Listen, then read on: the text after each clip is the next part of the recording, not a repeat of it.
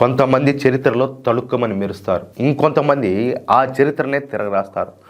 ఒక గొంతు బ్రిటిష్ సామ్రాజ్యాన్ని కదిలేలా చేసింది, ఒక కలం జనంలో జ్వాలను రగిలించింది, ఓ గళం భావితరాలకు ధైర్యాన్ని నేర్పించింది. ఆయనే స్వతంత్ర భారతావనికి స్ఫూర్తినిచ్చేటువంటి విప్లవ వీరుడు బిపిన్ చంద్రపాల్. బిపిన్ చంద్రపాల్ గారు 1858 సంవత్సరం నవంబర్ 7వ తేదీన బెంగాల్ రాష్ట్రంలోని ఒక చిన్న గ్రామంలో పుట్టినాడు. ఆయన తండ్రి పేరు వచ్చేసి రామ్ చరణ్ పాల్. ఆయన ఒక న్యాయవాది. బిపిన్ చంద్రపాల్ గారు తన బాల్యంలోనే భక్తి, అదేవిధంగా స్వతంత్ర ఆలోచనల పట్ల ఆకర్షితుడైనాడు. ఆయన బ్రహ్మ సమాజం యొక్క ఆశయాలు, అదేవిధంగా దేశభక్తి భావనలు కలిగి ఉన్నాడు అనమాట. విద్యార్థి దశ నుంచే ఆయన బ్రిటిష్ పాలన మీద అసంతృప్తితోనూ సమాజంలో మార్పు రావాలనే తపనతో రగిలిపోతా ఉన్నాడు. ఇది ఆయన్ను తత్వవేత్తగాను, అదేవిధంగా ఉద్యమకారుడిగా మారేలా చేసింది. ఆయన తన జీవితాన్ని ఒక సాధారణ ఉపాధ్యాయుడిగా ప్రారంభించాడు. కానీ ఆయన ఆలోచనలు మామూలుగా మాత్రం ఉండేటి కాదు. ఆయన కళ నుంచి ప్రవహించేటువంటి ప్రతి మాట కూడా ప్రజల గుండెల్లో ఒక విప్లవ స్ఫూర్తిని అయితే రగిలించిందనమాట. బంగాళ, న్యూ నేషన్, స్వరాజ్ వంటి పత్రికల ద్వారా ఆయన ప్రజల్లో దేశభక్తి భావాలను అయితే రగిలించగలిగినాడు.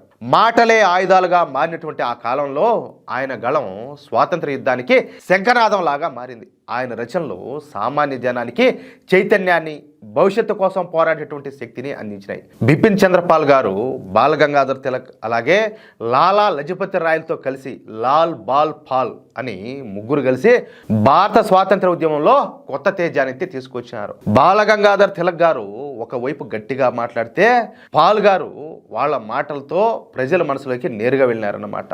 స్వదేశీ ఉద్యమానికి బిపిన్ చంద్రపాల్ గారు ప్రాణం పోసిన వారిలాగా చెప్పుకోవచ్చు అన్నమాట.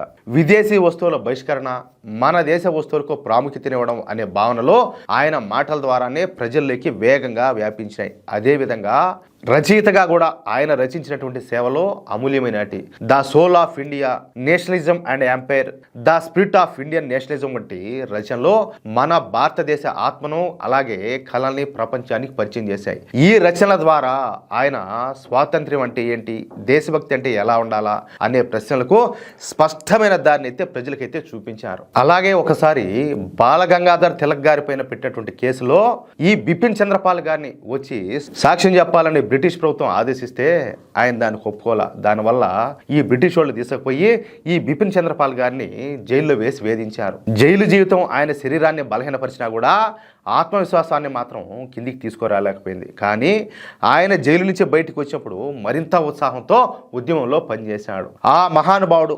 1932 మే 20వ తేదీన చనిపోయినారు. కానీ ఆయన కలం అయితే ఆగల, ఆయన ఆశయం కూడా ఆగిపోలా.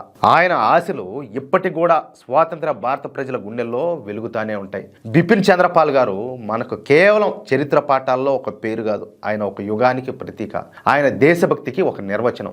ఈ రోజుల్లో ఆయన్ను కొంతమంది గుర్తించకపోయినా కూడా మన శ్వాసలో ఉన్నటువంటి స్వేచ్ఛ, మన జీవితంలో ఉన్నటువంటి గౌరవం, ఇవన్నీ కూడా ఆయన వంటి ఉద్యమకారుల త్యాగ ఫలితాలే. అలాంటి మహనీయుడికి మనం ఇవ్వగలిగే చిన్న నివాళి ఆయన ఆశయాలను గుర్తించుకుని వాటిని జీవితంలో ఆచరించడం మాత్రమే. అర్థమవుతుందా?